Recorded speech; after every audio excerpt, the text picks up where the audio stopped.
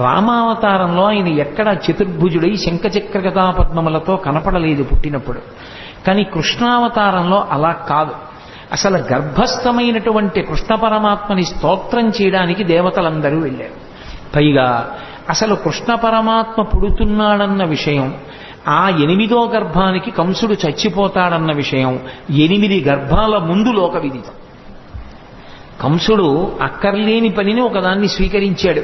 దేవకీదేవికి వసుదేవుడితో వివాహమై వాళ్ళిద్దరూ బయలుదేరినప్పుడు తగుదునమ్మా అని చెల్లెల మీద ప్రేమతో రథానికి సారథ్యం చేస్తానని పగ్గాలు పట్టుకుని బయలుదేరాడు. రథం వెళ్ళిపోతోంది.